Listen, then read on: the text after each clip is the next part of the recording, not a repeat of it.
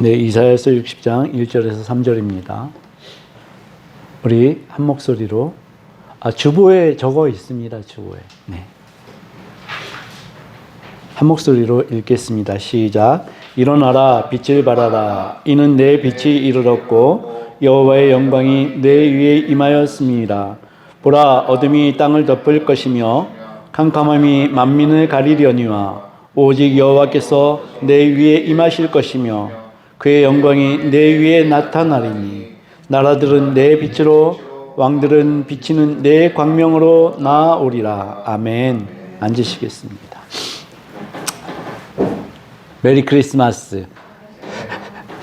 두진 집사님 메리 크리스마스입니다. 네. 오늘 아침에 이렇게 교회로 오는데요, 여러 가지 만감이 교차를 하더라고요. 예수님이 오늘 오신다면 예수님은 어떤 교회에 임하실까? 그 생각이 들었습니다. 오성급 같은 정말 기가 막힌 교회들 많이 있죠. 제가 이 교회로 오는 길에도 그것들이 너무 눈에 많이 띄었습니다. 길가에 차들이 일렬로 주차되어 있고 속으로는 부러움을 느낍니다. 나도 저런 교회 다녔는데. 웬만한 큰 교회는 눈에 들어오질 않습니다. 선한목적교회가 워낙에 컸었기 때문에. 거기서 크리스마스 때는 뭐래요? 칸타타를 합니다. 완전히 뽐내는 날입니다. 네, 내 목소리로 교인들에게 감동을 줄 수 있는 그러한 날이었습니다. 근데 지금 이렇게 와서 예배드리는 우리의 형편. 그런데 주님이 어디에 임하실까? 이 생각이 들으니까요, 우리 교회에 있더라고요. 정말 보잘것없고 주님이 마국간에서 태어나시지 않으셨습니까? 여간에, 그 삼류 여간에 방도 없어서 마국간에서 나셨습니다. 근데 그게 사람들의 뜻이었을까요? 아닙니다. 그것은 하나님의 뜻이었습니다. 얼마나 신나는 날입니까? 우리 구주 예수께서 오셔서 우리는 큰 소리로 함성으로 주님을 찬양할 수 있는 그러한 날입니다. 그런데 저는 이제 기도를 하면서 귀가 바짝 곤두서 있습니다.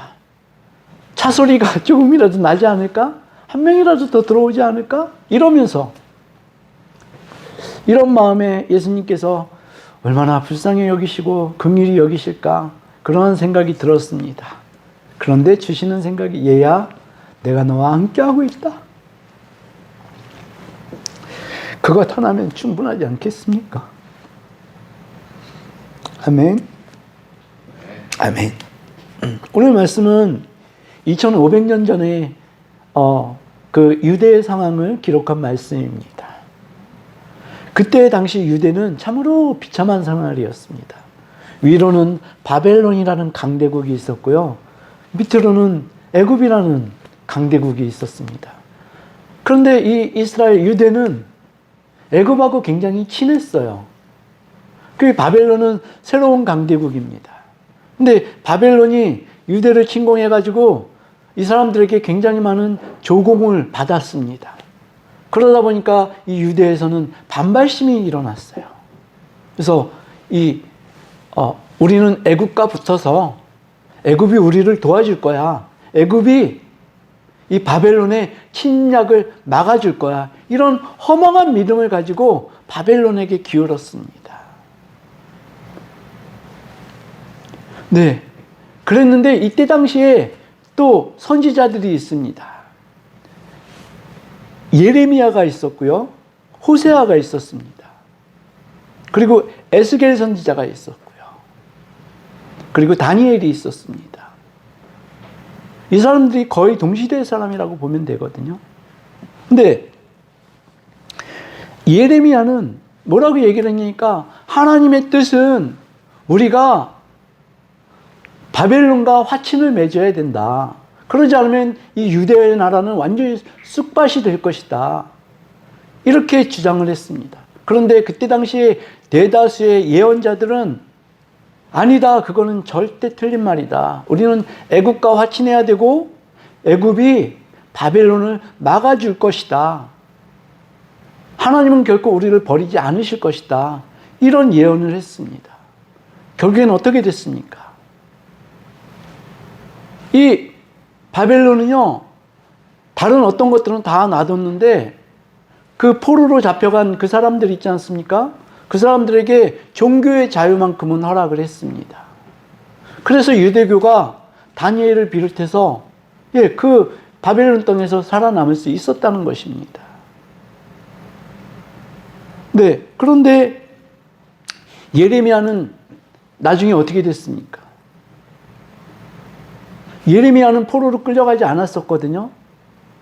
이스라엘 땅에서, 유대 땅에서 계속 핍박을 받았습니다. 왜냐니까 왕이나 다른 예언자들이 해야 되는, 듣고 싶은 그 예언을 해주지 않았기 때문에 민족의 반역자다 그래서 굴에 파서 넣고 구덩이에 넣고, 네, 계속 그런 어떤 참담한 대우를 했습니다. 그리고 결국 이 유대의 유수한 사람들이 애굽으로 피난을 갈 때 예레미야도 같이 데리고 갔어요.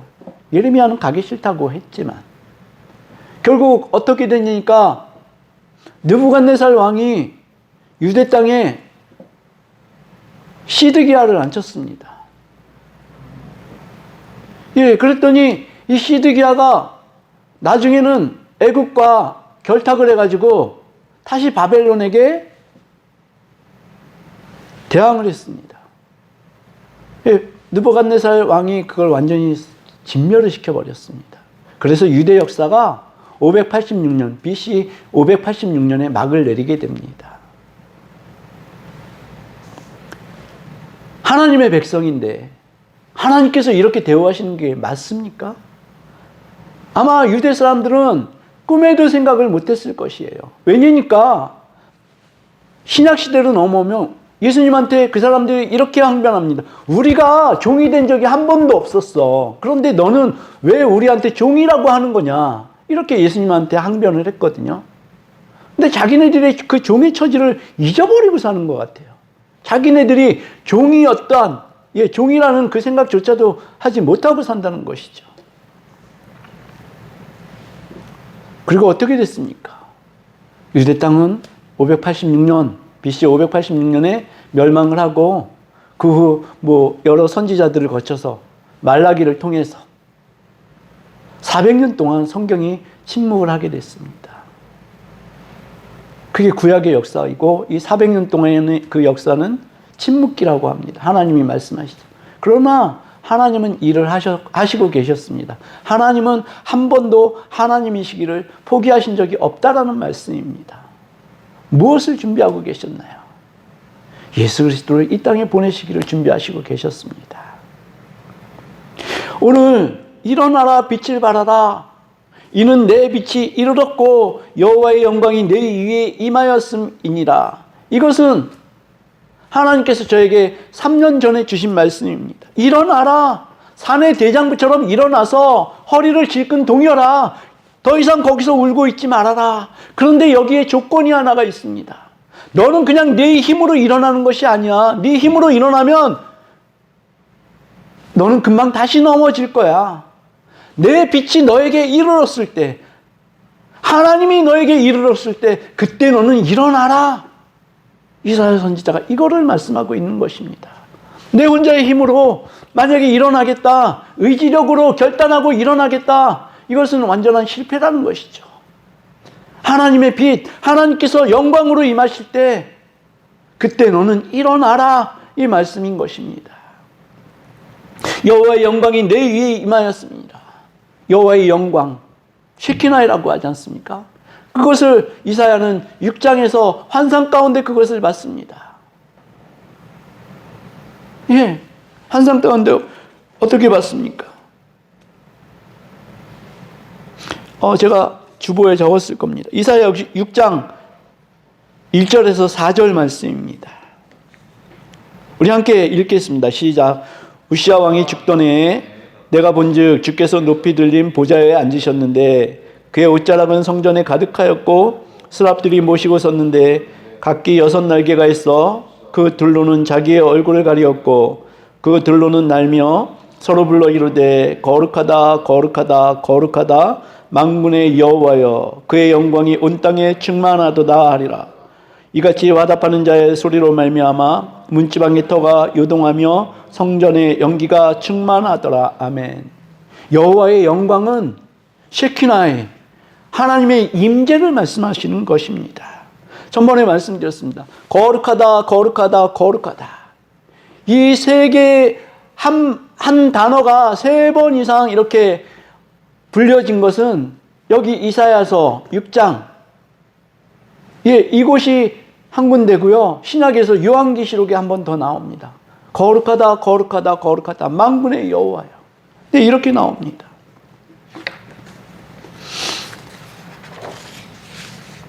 일어나라. 이것은 강력한 명령문입니다. 이것이 하나님의 명령입니다. 그냥 주저앉아 있어서는 안 된다. 의지와 희망을 가지고 분연히 일어나야 된다. 그러나 내 빛이 이르러야 비로소 너의 일어남이 의미가 있다. 너 혼자의 힘으로 일어나는 것은 아무 소용없다. 오직 내 빛인 하나님이 너에게 이르러야 그때야 너의 일어남이 의미가 있고 힘이 있다. 이런 말씀입니다. 그런데 여기서 말씀하시는 내 빛은 생명입니다. 하나님의 생명입니다. 소망의 빛입니다. 그것은 하나님의 빛인 것입니다. 이제 이스라엘은, 유다는 빛을 발해야 합니다.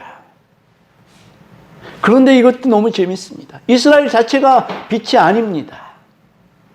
그들은 오히려 어둠이었었고 절망이었었고 실패였고 좌절이었습니다.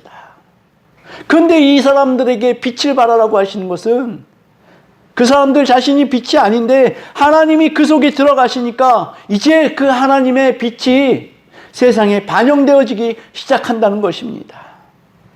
예, 빛이 들어가야지 그것을 반영할 수가 있습니다. 우리가 그리스도인인데 그리스도인의 삶을 살아내지 못하는 것은 이 빛이, 이 생명이 우리 가운데 들어와 있지 않기 때문인 것입니다.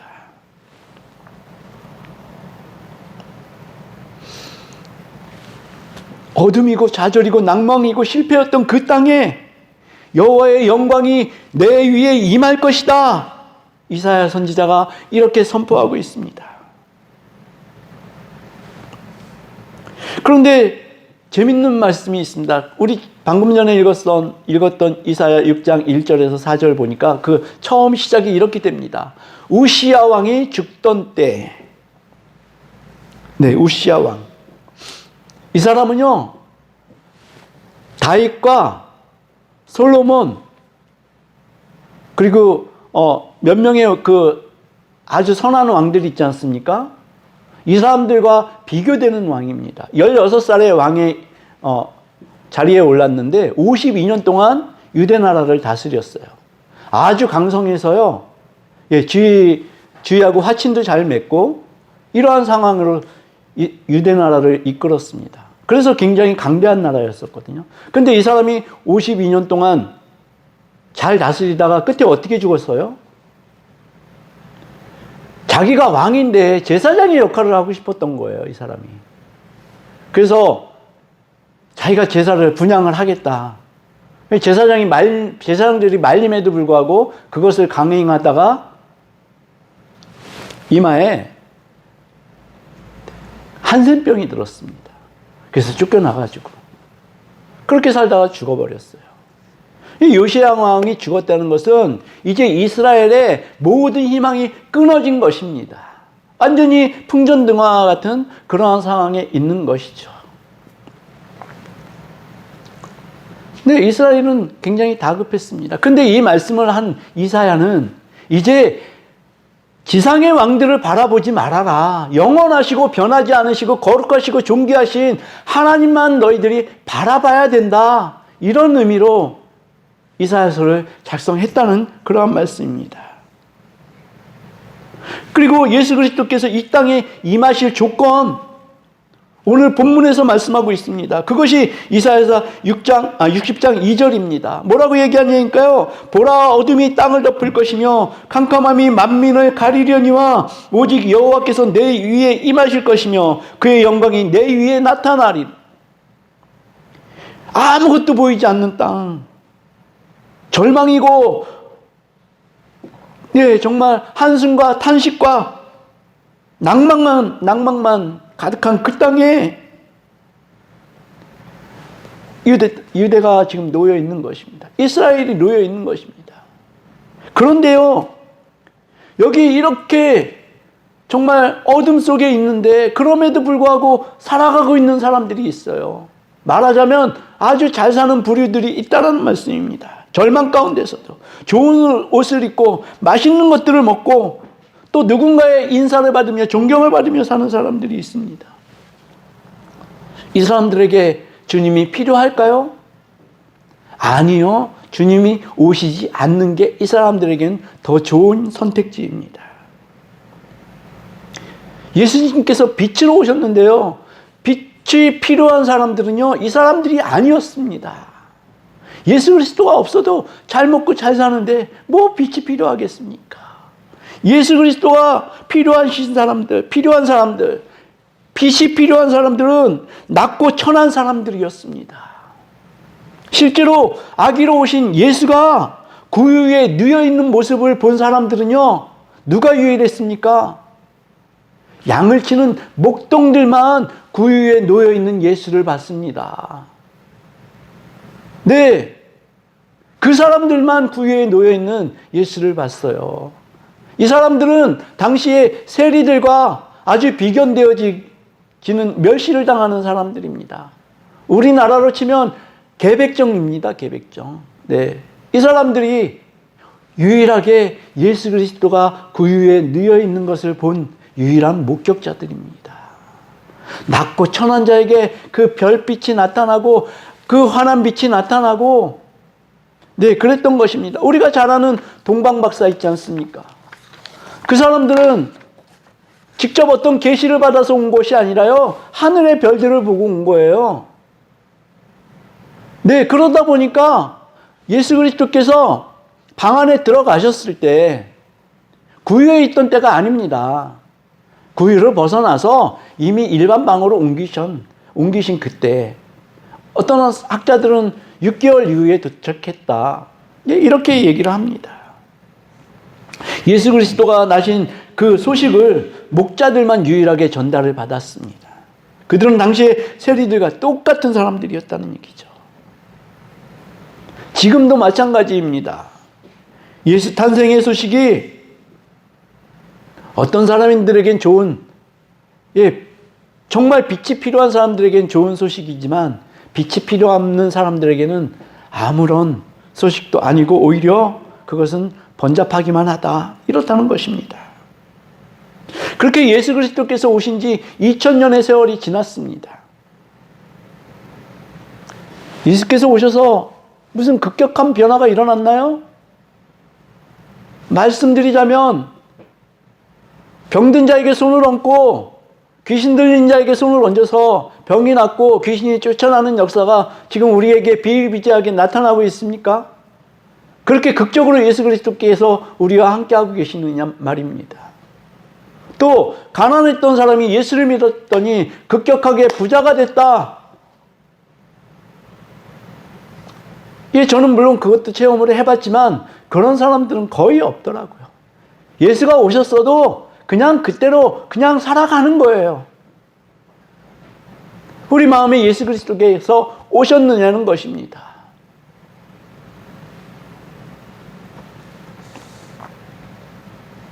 크리스마스 때가 되면 저는 신났습니다, 정말. 네. 그때가 그리운 게 아닙니다. 지금의 제가 걱정됩니다.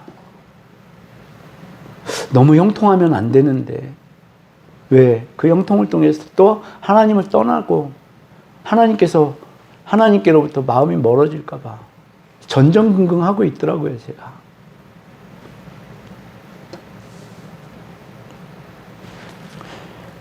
요한복음 12장 46절에 나는 빛으로 세상에 왔나니 물은 나를 믿는 자로 어둠에 거하지 않게 하려 함이로다.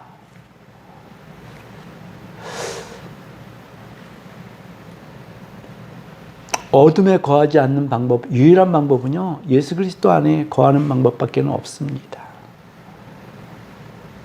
하나님은 죄를 용서하시긴 하시는 분입니다. 그러는데 그냥 용서하시진 않습니다.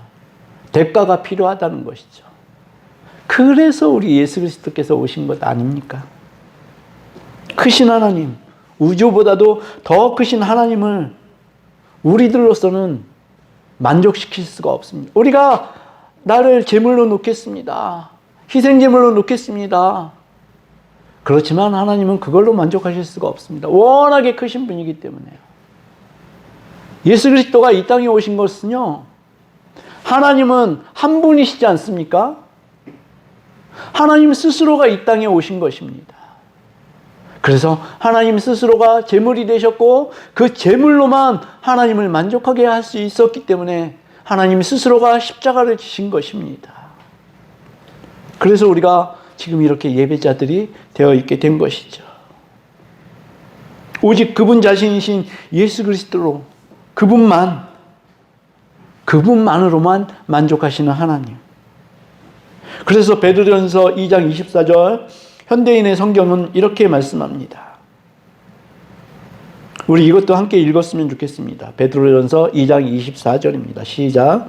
그리스도께서 몸소 우리 죄를 지시고 십자가에 달려 죽으심으로 우리는 죄에 대하여 죽고 의를 위해 살 수 있게 되었습니다.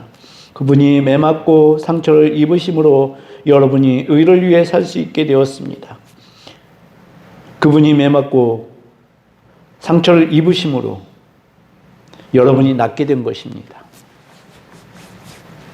그분 자신이 그냥 죽으신 것 아니잖아요. 매맞고 상처 입으시고 그렇게 돌아가셨잖아요. 그분 때문에 우리가 산자가 되었고 하나님의 생명이 우리 안에 있게 된 것입니다. 문제는요, 이러한 하나님의 생명을 우리 성도 여러분들은 내 속에 있는 하나님의 생명을 느끼시냐는 말씀입니다. 하나님의 사랑을 누리고 계십니까?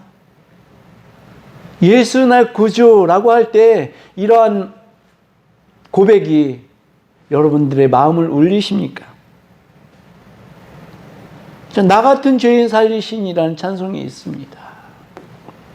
그 찬송은 그렇습니다. 보지 못하던 내가, 소경이었던 내가 이제는 보게 되었습니다. 주를 보게 되었습니다. 이러한 고백이지 않습니까? 이러한 찬송을 부를 때 정말 여러분들 마음에 감동이 있으시냐, 저는 이렇게 여쭤보고 싶습니다. 저는 요새 찬송가 하나가 계속 머물고 있습니다. 참 놀라운 찬송입니다. 그 크신 하나님의 사랑 말로 다 형용 못하네. 저 높고 높은 산을 넘어 이 높고 낮은 땅 위에 죄범한 영혼 위하여 우리 죄 위하여서 이 땅에 오신 예수. 하나님 크신 사랑은 말로 다 할 수 없네. 얼마나 놀라운 찬송인지요. 우리 이 찬송이 우리 삶의 고백이 되어야 할 줄로 믿습니다. 지금 우리 대한민국 어떻습니까? 정말 참 살기 힘든 나라 아닙니까? 그런데 제가 생각해 보니까요, 이 살기 힘듦이 중국도 아니고 미국도 아니고 일본도 아니고 북한도 아니고요, 우리 속에 하나님의 생명이 없기 때문에 살기 힘든다, 이렇게 느껴진다는 것입니다. 정말 우리 속에 하나님의 생명이 있으면 허망하지 않습니다. 그렇죠? 그러면 지금 이 경제 어려운 게 무슨 대수입니까? 누구를 미워하고 혐오하고 이것이 무슨 대수입니까? 내가 우주보다도 더 크신 하나님을 소유하고 있는 생명체인데 이 모든 것들이 무슨 문제가 되어 있느냐, 이런 말씀입니다. 정치인들이 암만 잘해도요, 세상은 멸망으로 흘러가기 마련입니다. 그래야지 우리 주 예수 그리스도께서 오실 거 아닙니까? 인류의 역사는 그렇게 되어 있는 것입니다. 자, 마태복음 15장 19절이 이렇게 얘기합니다. 사람들에게서 나오는 것이 뭐냐? 마음에서 나오는 것은 악한 생각과 살인과 관음과 음란과 도둑질과 거짓 증언과 비방이니, 하나님의 생명이 없는 사람들에게서 나오는 것은 이러한 것들밖에 없는 것입니다. 이 사람들이 세상을 주도해봤자, 아무리 똑똑하고 그래봤자 속에서 나오는 게 뭐라고요? 악한 생각, 간음과 음란과 도적질과 비방과 거짓 증거, 이런 것들밖에는 나오질 않는데 여기서 무슨 선한 것이 나오겠습니까? 여기서 무슨 하나님이 원하시는 것들이 나오겠습니까? BGF라고 아시죠? Be good friend. 사람 중에 어떤 사람이 선한 사람이 있겠습니까? 예수 그리스도가 이 땅에 오셨어도 이 사실은 마지막 때까지 변하지 않을 것입니다. 단지 우리는 하나님의 뭐라고요? 하나님의 대리인입니다. 대리인. 그래서 우리 자체가 빛이 있는 게 아니라 하나님이 우리 가운데 오셔서 좌정하여 계심으로 우리가 이제 하나님의 빛을 세상에 드러내야 된다는 것입니다. 이것은 하나님의 빛이 우리 가운데 들어와 있다면 당연히 우리가 힘쓰고 애쓰고 간절하게 원하지 않아도 생활 가운데 자연스럽게 드러날 것입니다. 왜? 이 빛은 거부할 수가 없는 빛이거든요. 우리가 이렇게 제어할 수가 없는 빛이거든요. 속으로 감출 수가 없는 빛이거든요. 그래서 노래하지 않습니까? 오, 이 기쁨, 오, 이 자유.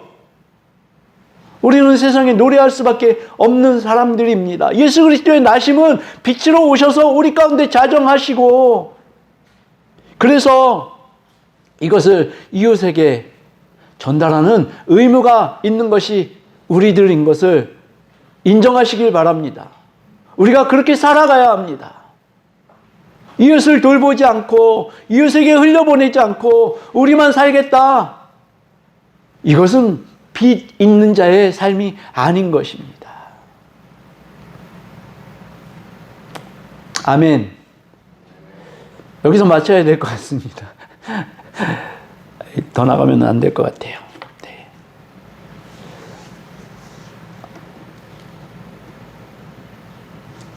예수 그리스도께서 오늘 이 시간에 가장 낮고 보잘것없는 우리 주님의 숫교회에 임재하여서 우리의 예배를 받으신 줄 우리 모두가 믿으시길 주님의 이름으로 축복합니다. 아멘. 우리 함께